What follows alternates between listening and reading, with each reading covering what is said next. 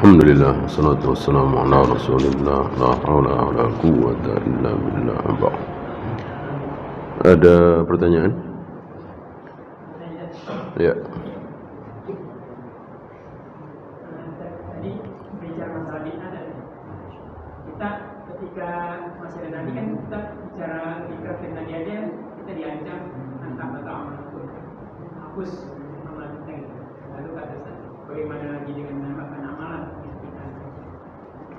Tapi kan kita itu kan oleh Nabi ada kabar bahwa paling minimal ya hukumannya adalah ditolak ya. Yang paling berat ya musnahkan.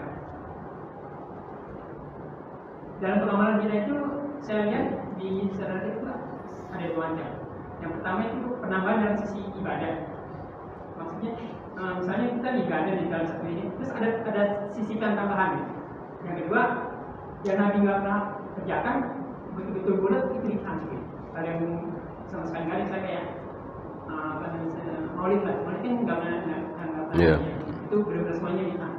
Tapi kayak seperti ketika assalamualaikum, terus ketika astagfirullah, astagfirullahaladzim, itu berarti ada tambahan sisipan. Seperti misalnya kita di bulan puasa, ya salat tarawih, habis isya kita 8 rakaat, begitu terakhir 10 terakhir itu kan mau subuh, salat malam ditambah lagi. Lebih lagi. Nah, itu kan ada penambahan.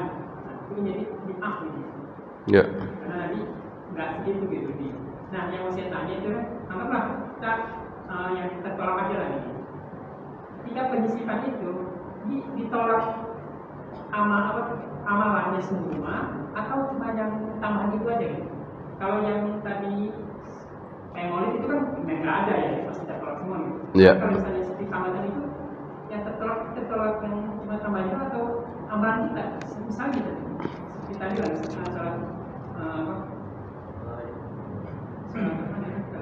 tarawih ya. Kita kan kalau 8 rakaat itu terima, kita tambah. Jadi tertolak, apakah tertolak? Iya, tambahannya itu. Atau semuanya jadi semuanya tertolak? Enggak.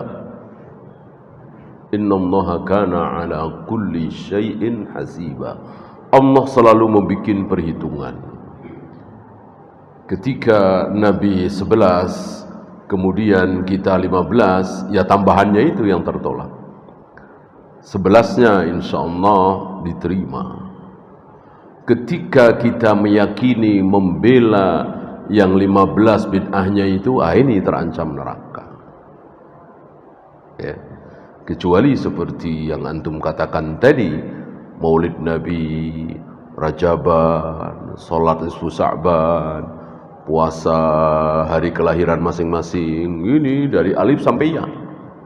Semuanya tertolak 100% dan dosa tentunya. Karena masuk dalam keumuman larangan, ancaman, kullu bid'atin dhalalah wa kullu dhalalatin finnar. Bagaimana perasaan sahabat jika dirinya dijamin masuk surga? Tentu bersyukur. Bukan apa? Mentang-mentang. Kalau kita mungkin mentang-mentang, sudah dijamin masuk surga, merasa aman. Para sahabat tidak. Mengikuti Nabi SAW. Nabi kan yang pertama kali dijamin masuk surga. Lalu beliau mentang-mentang. Begitu entengnya berbuat maksiat, tidak takut dosa, yang paling takut terhadap dosa adalah beliau. Padahal dijamin masuk surga. Tidak mentang-mentang. Ya. Bahkan sangat tidak merasa aman. Orang ada hitam, geledek, ketakutan beliau. Terbayang oleh beliau kalau diperlakukan seperti kaum Ad, kaum Samud, umatnya Nabi Lut, umatnya Nabi Nuh. Ketakutan, tidak merasa aman. Termasuk ketika gerhana, beliau ketakutan. Terang, tiba-tiba gelap, beliau ketakutan. Maka sholat penuh dengan rasa takut. Jadi gerhana itu tidak ditunggu-tunggu seperti sholat Idul Fitri, Idul Adha. Oh, nanti habis maghrib di gerhana, ada gerhana ya, salatnya nggak begitu. Jadi nggak ada rencana, tiba-tiba gelap, lalu dengan penuh rasa takut salat. Itulah Nabi kita Muhammad sallallahu alaihi wasallam. Ya, para sahabat mengikuti beliau.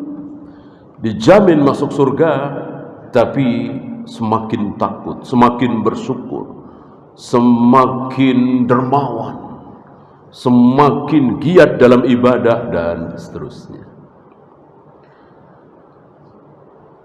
Bagaimana dengan sekarang ini? Insya Allah sudah bermanhaj sesuai Nabi dan sahabat, tapi akhlak jauh dari Nabi dan sahabat. Ya namanya belum.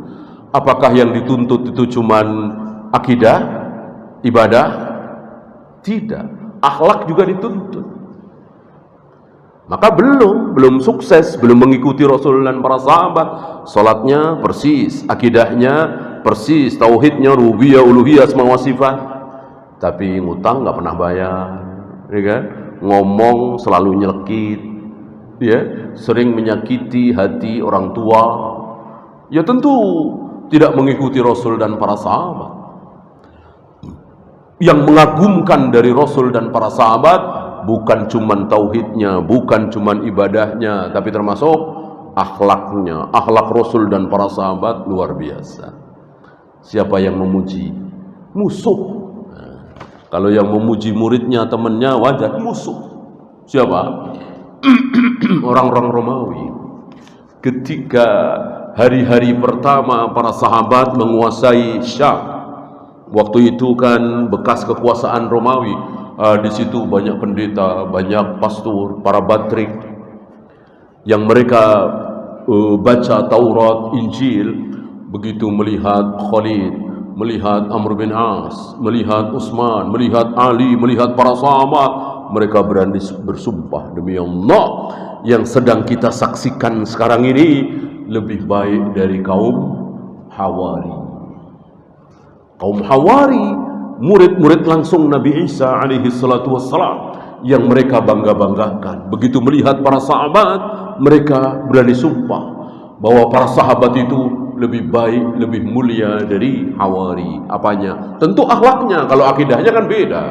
Masa memuji akidah orang yang berbeda akidah kan tidak mungkin. Ibadahnya juga beda kan, orang beda agama. Kalau akhlak kan sama. Mau Buddha, mau Konghucu, mau Yahudi, Nasrani, Muslim, akhlak sama, kurang lebih sama. Jujur, amanah, dermawan, tidak bakhil, rajin nolong orang. Akhlak kan kira-kira begitu, sama kan. Nah, menonjol akhlak para sahabat ini dengan akhlak yang mulia. Jika belum sholat isya karena kelalaian jam 3 malam, apakah kita tetap melaksanakan sholat isya? Iya. Jangankan jam 3, bahkan habis subuh, bahkan jam 10 pagi baru ingat tadi malam belum sholat isya, maka fal yusalliha idza dzaqaraha. Sholatlah ketika ingat. Ketika seseorang kelupaan tidak sholat atau ketiduran, maka sholatlah ketika ingat, sholatlah ketika terbangun. Dan gak ada kifarat.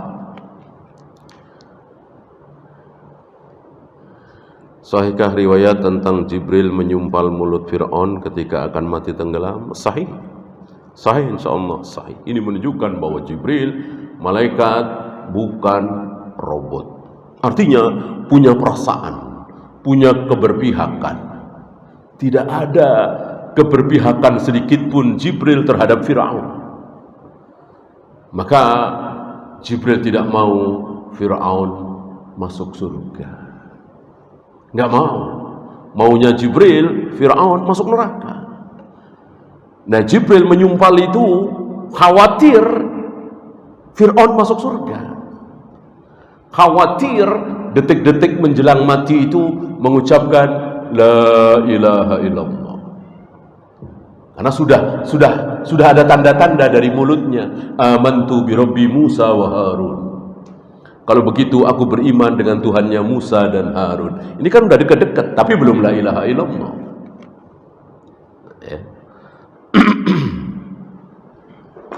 Apakah sahih berdiam diri di masjid setelah salat subuh sampai masuk waktu duha mendapatkan pahala haji? Iya. Di riwayat lain haji dan umrah, di riwayat lain umrah, sempurna, sempurna, sempurna. Sahih sama. Bisakah jin setan membunuh manusia atau sebaliknya? Iya. Iya, tapi sangat-sangat jarang sekali. Dan dilindungi. Kalau toh ada mungkin 50 tahun sekali gitu. Puluhan tahun sekali gitu. Beda dengan manusia membunuh manusia. Setiap hari ada kan. Jin membunuh manusia bisa, tapi sangat jarang. Sebab kalau bisa, kalau secara akal mudah kan. Dia melihat kita nggak ngelihat dia. Oh, gampang sekali. Mudah sekali. Tapi Allah lindungi manusia. Ya. Nggak usah sembarangan jin. Iblis.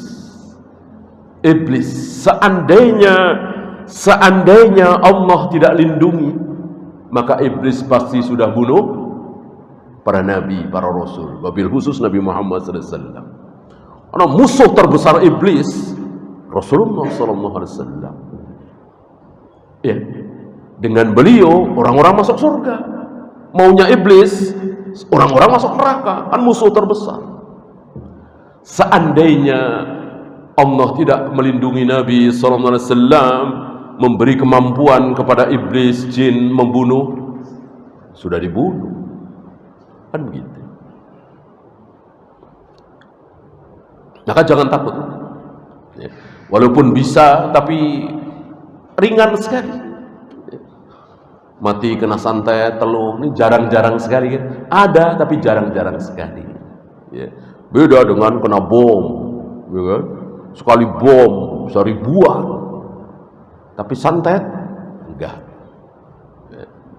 Kalau betul teluh santet itu bisa mematikan dan banyak, barangkali Belanda sudah habis disantet 350 tahun, bayangkan 3,5 abad ya, nggak ada kedengeran.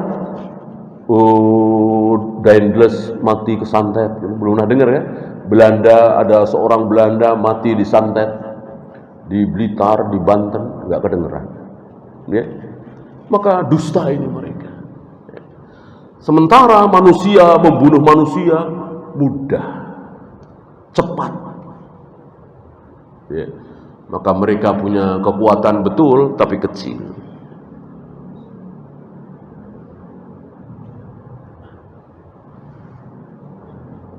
Apakah benar takwil hadis yang mengatakan kedua tangan Allah itu kanan, artinya adalah kedua tangan Allah itu baik? Tentu kanan adalah simbol kebaikan.